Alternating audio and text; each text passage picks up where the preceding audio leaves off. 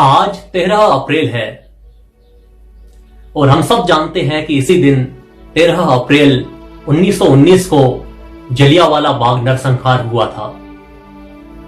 और इसको अंजाम देने वाले जनरल डायर को तो हम सब जानते ही हैं, उनसे तो हम सब परिचित ही है।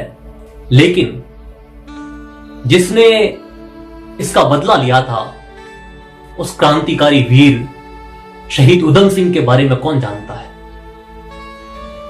वो उधम सिंह जिसके जन्म के 2 साल बाद उसके मां की और 8 साल बाद उसके पिता की मृत्यु हो गई थी और कुछ ही समय बाद किसी बीमारी की वजह से उसके बड़े भाई की भी मृत्यु हो गई और उसे अमृतसर के किसी अनाथालय में अपना जीवन गुजारना पड़ा। वहां पे वो पला पड़ा।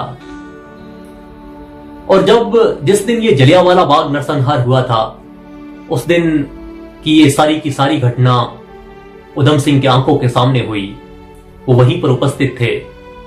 उन्होंने अपनी आंखों से सारा का सारा नरसंहार देखा और अपने हाथों से वो लाशें उठाई और उन्होंने उस दिन प्रण लिया था कि मुझे जिंदा रहना है डायर के मरने तक, मैं इन सब का बदला लूंगा।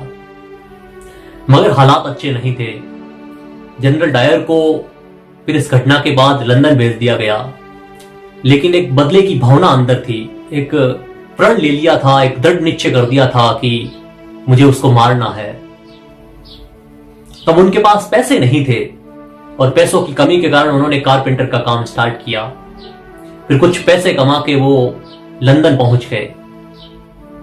लंदन पहुंचने के बाद भी पैसों की कमी रही और उन्होंने किसी होटल में काम करना स्टार्ट किया।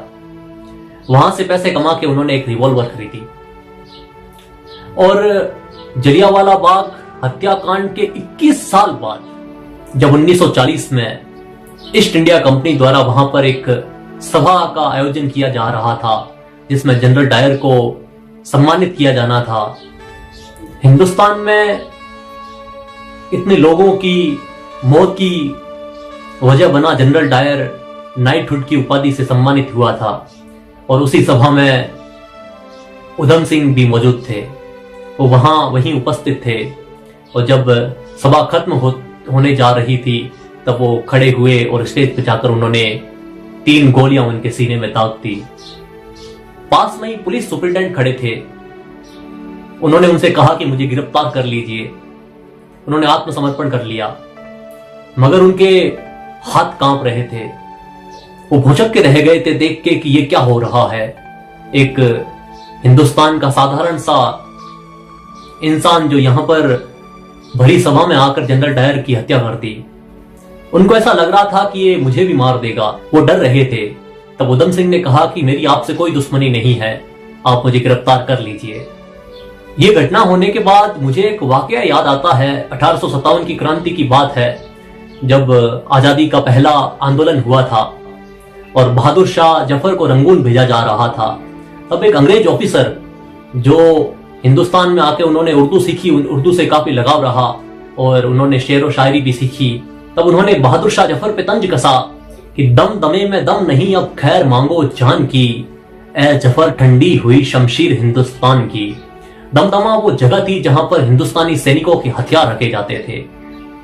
तब उन्होंने ये तंज कसा था उनको बहादुर शाह जफर को चिढ़ाने के लिए। तब बहादुर शाह जफर जो खुद शायर थे उन्होंने उसी समय उनको जवाब में एक शेर कहा था कि गाजियों में बू रहेगी जब तलक इंसान की, तख्त लंदन तक चलेगी शेख हिंदुस्तान की। और ये उनका कहा हुआ सच हुआ 21 साल बाद जब उधम सिंह ने जनरल डायर को मार डाला। फिर जब उन्हें न्यायालय में पेश किया गया तब उनसे एक सवाल किया गया कि आप वहां से भाग क्यों नहीं गए। तब उधम सिंह ने जवाब दिया था कि मैं हिंदुस्तान की जिस मिट्टी में पैदा हुआ हूं वहां पर लोग पीठ दिखाकर भागा नहीं करते, जरूरत पड़ने पर सीने पर गोली खाते हैं। और उनसे एक सवाल और भी किया गया कि अगर आप हिंदुस्तान भाग जाते तो आपको देखकर और भी उधम सिंह पैदा होते।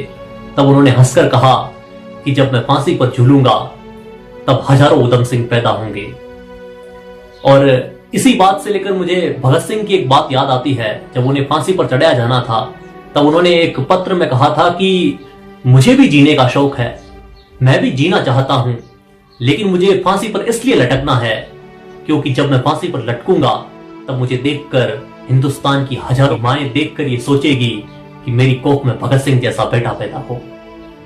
आखिर में कवि प्रदीप की पंक्तियां जो आप सब तक पहुंची हुई है, ये देखो ये जलियांवाला, यहां चली थी गोलियां, ये मत पूछो किसने खेली यहां खून की होलियां, एक तरफ बंदूकें दंदन एक तरफ थी टोलियां, मरने वाले बोल रहे थे इंकलाब की बोलियां, मरने वाले बोल रहे थे इंकलाब की बोलियां। यहां लगा दी बहनों ने भी बाजी अपनी जान की, यहां लगा दी बहनों ने भी बाजी अपनी जान की, इस मिट्टी को नमन करो ये मिट्टी है बलिदान की, इस मिट्टी को तिलक करो ये मिट्टी है।